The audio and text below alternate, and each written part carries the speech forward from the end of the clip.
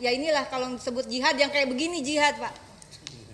Tidak ada satu agama pun yang mengizinkan hak tanah seseorang dirampas begitu saja. Assalamualaikum warahmatullahi wabarakatuh. Salam sejahtera untuk kita semua, Om Swastiastu, Namo Buddhaya, salam kebajikan rahayu. Yang kami hormati pimpinan dan anggota Komisi 6 DPR RI, yang kami hormati perwakilan masyarakat Desa Gabah, Kecamatan Tabnang, Desa Gobah, Kecamatan Tambang, Kecamatan Tambang, Kabupaten Kamparguna, Riau. Kemudian dari Koalisi Masyarakat Rempang Galang Bersatu, terima kasih untuk kehadiran dan pemaparannya. Terima kasih Pak Pimpinan yang sudah memberikan kesempatan. Izin saya awali dengan semangat asta citanya Pak Prabowo. Yang pertama adalah memperkokoh ideologi Pancasila, demokrasi dan HAM. Yang kedua adalah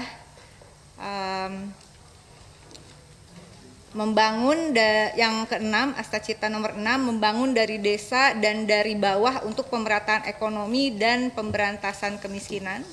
Asta cita nomor 7 adalah memperkuat reformasi politik, hukum dan birokrasi serta memperkuat pencegahan dan pemberantasan korupsi. Asta cita yang 8 juga penting untuk menjadi inspirasi kita semua ya, Mas Kawendra dari Gerindra.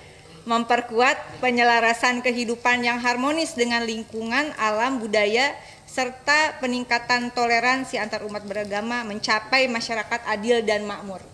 Rasanya kasus yang berada di hadapan kita pada pagi hingga siang hari ini adalah kasus dari masyarakat yang jika saja poin-poin dari asta cita itu bisa kita perjuangkan bersama, Mas Kawendra, insya Allah tidak akan terjadi hal seperti ini dan kita ada solusi untuk persoalan yang ada. Selanjutnya saya juga mengucapkan terima kasih untuk perwakilan masyarakat yang telah susah payah datang ke rumah rakyat DPR RI, bertemu dengan wakil-wakil Bapak Ibu yang telah mendapatkan kepercayaan. Dan kita juga terikat oleh sumpah jabatan bahwa tugas kami bukan hanya untuk rakyat yang ada di daerah pemilihan, tapi karena ini DPR Republik Indonesia, maka mandat kepercayaan dari Bapak Ibu meskipun bukan dari daerah pemilihan kami, tentulah menjadi kewajiban konstitusional kami untuk memperjuangkan. Saya sedikit membuat summary. Mohon dipersingkat Bapak yang saya buat ini, tapi saya mohon untuk dikoreksi jika ada yang kurang tepat. Pertama adalah mengenai kasus sengketa tanah ulayat Desa Gobah tahun 1980 dalam tanda kutip diserobot oleh PTPN 5. Tanah ulayat Desa Gobah seluas 1.400 hektar merupakan perkebunan karet yang menjadi bagian program Pusat Koagulasi Karet Rakyat atau PPKR. Pemilik tanah ulayat tersebut kurang lebih 1.000 keluarga. Betul Bapak? Izin ya pimpinan. 1985 tanah ulayat masyarakat Desa Gobah seluas 1.400 hektar dalam tanda kutip dirampas oleh PTPN 5. Betul Bapak?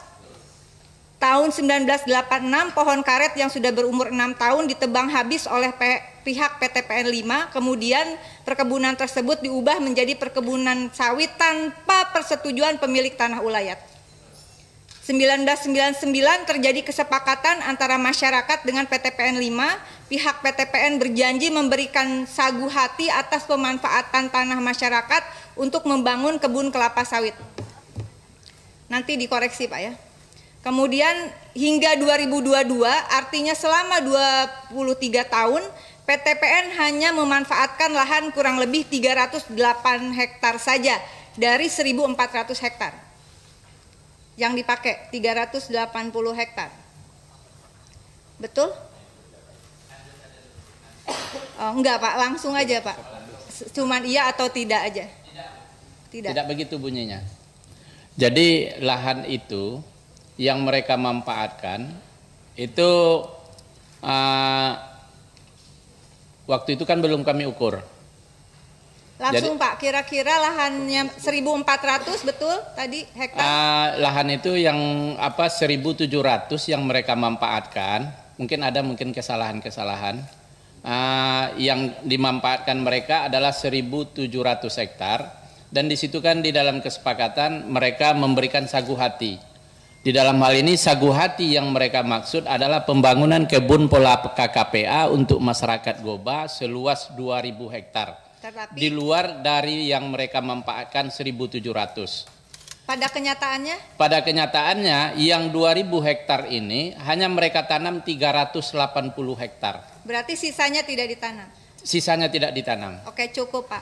Kemudian mohon koreksi lagi jika data saya salah. Pengadilan Negeri Bangkinang Riau mengabulkan gugatan masyarakat Desa Gobah dalam amar putusan PN Bangkinang menyatakan perbuatan tergugat dalam hal ini PT PN 5 tidak melaksanakan pembangunan kelapa sawit seluas kurang lebih 1.620 hektar sebagaimana kesepakatan bersama dengan nomor 05-11/SKB-01-99 dan merupakan perbuatan melawan hukum. Pengadilan memerintahkan agar PT PN membangun kelapa sawit sesuai dengan perjanjian. Lalu kemudian Pengadilan Tinggi Riau menguatkan putusan Pengadilan Negeri PT PN 5 dinyatakan wan prestasi. Betul ya? Untuk kasus sengketa tanah ulayat Gobah sama dengan teman-teman yang lain, Bapak mohon dilengkapi termasuk dengan temuan baru tadi, ada novum baru bahwa ada indikasi kuat ternyata titik ordinatnya salah. Ini negara sebenarnya harusnya malu sekali Pak, khususnya PT PN jika benar bahwa setelah bersengketa 23 tahun ternyata titik ordinatnya salah. Ya, ini sangat membingungkan bukan hanya bagi masyarakat tapi bagi kami juga sangat membingungkan. Oleh karena itu dalam kesempatan ini saya memberikan usul pimpinan sama dengan teman-teman yang lain mengusulkan rapat dengar pendapat umum Komisi 6 DPR RI dengan direksi PT PN khususnya PT PN 5 dan perwakilan warga Desa Gobah. Dan juga kami mendesak PT PN 5 untuk menjalankan putusan pengadilan negeri. Di luar ada temuan baru, tapi udah ada putusan. Baru lagi Bu, kebetulan tanggal 24 April kemarin Pak Menteri ATR BPN Yuston Wahid membicarakan permasalahan tanah ulayat. Ya. Kami sudah melaporkan ke ATR BPN untuk mendaftarkan tanah itu sebagai tanah ulayat. Udah masuk Pak ke ATR BPN. Baik. Dan tentu saja kami mendesak juga Kejaksaan Agung dan KPK untuk mengusut tuntas barangkali ada indikasi-indikasi yang bertentangan dengan hukum terhadap kasus tanah ulayat Desa Gobah. Selanjutnya terkait kasus Rempang, mohon koreksi jika data saya salah. Bermula sejak saat lahan seluas 7.572 hektar di Pulau Rempang menjadi target lahan proyek strategis nasional untuk pembangunan pabrik kaca. Betul? Kemudian diputuskan dalam PSN 2023 yang diatur dalam Peraturan Menteri Koordinator Bidang Perekonomian Nomor 7 Tahun 2023 ditandatangani pada 28 Agustus 2023 terkait pembangunan Rempang Eco City. Kemudian ada pelimpahan dari ini saya nggak ngerti dari BP Batam kepada PT MEG mendapat lahan seluas 17.000 hektar yang mencakup seluruh Pulau Rempang dan Pulau Subangmas. Betul? Ini saya jadi pertanyaan dari 7.572 hektar pimpinan kenapa bisa jadi 17.000 hektar mencakup 2 pulau lagi. Mantap sekali ini. Nah kemudian ke PT Makmur Elok Graha yang dijanjikan menarik investor dari Tiongkok yaitu Xinyi International Investment Limited dengan nilai investasi 11,5 miliar dolar atau setara 174 triliun rupiah sampai 2080 baru rencana. Betul. Jangan lupa kereta api cepat kasusnya seperti apa, tunggakan sekarang 100 triliun. Kemudian 16 kampung adat Melayu yang sudah menetap sejak 1834 menolak keras proyek tersebut. Betul. Betul ya Bapak. 2001 ini BP Batam menerbitkan hak pengelolaan lahan atau HPL kepada perusahaan swasta yang berpindah tangan kepada PT MEG. 1, tanda tanya saya. Nggak tahu yang lain tanda tanya nggak. September 2023 terjadi bentrokan, 11 September 2023 ini masyarakat Melayu Kepri menggeruduk kantor BP Batam, juga ada korban. 25 September seperti kita ketahui, ada keputusan rapat terbatas istana tidak mengosongkan Pulau Rempang, hanya memindahkan pemukiman ke Tanjung Banon. Jaraknya Betul. berapa kilo? Betul, Bu. Berapa kilo jaraknya? 8 kilo, dipindahkan. Ini bukan pohon sawit tapi orang. 30 Agustus 2024 warga mengambil alih pos tim terpadu PSN Rempang Eco City di Simpang Dapur 6 Sembulang. 18 Desember 2024 konflik kembali memanas setelah penyerangan posko warga oleh petugas PT MEG. Ini akan terus-terusan seperti begini pimpinan, sehingga tidak mungkin mereka datang ke sini kalau mereka tidak putus asa dengan ongkos yang luar biasa. Saya pernah menangani kasus serupa di Jambi terkait tanah yang harusnya menjadi hak para warga di sana. Alhamdulillah berhasil. Insya Allah tidak ada yang tidak bisa. Oleh karena itu dalam rapat ini saya langsung merekomendasikan mendukung pemerintah untuk mengevaluasi, kalau tidak membatalkan, evaluasi dululah PSN 2023 tentang Rempang Eco City.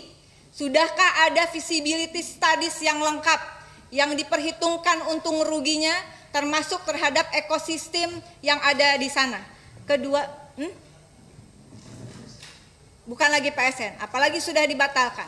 Karena itu mendukung Kejaksaan Agung dan KPK meskipun sudah dibatalkan, mengusut indikasi kuat permainan hak kelola lahan 17.000 hektar kepada PT MEG, pencakup Pulau Rempang dan Pulau Subang Mas.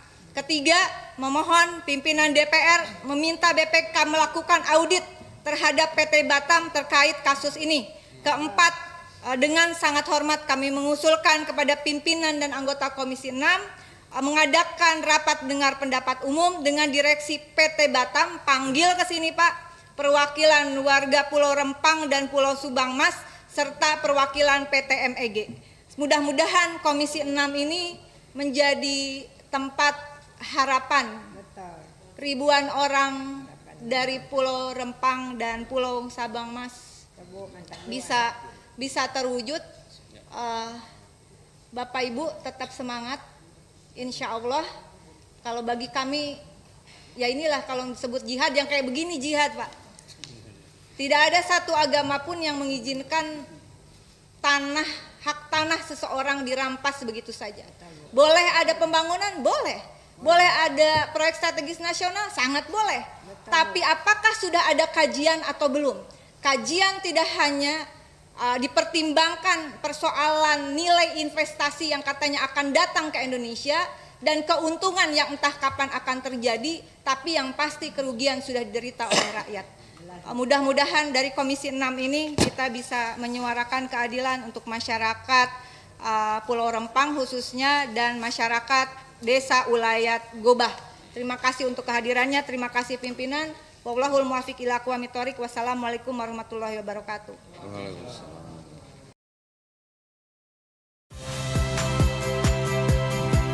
Saya Cynthia Rompas. Saksikan program-program Kompas TV melalui siaran digital, pay TV, dan media streaming lainnya.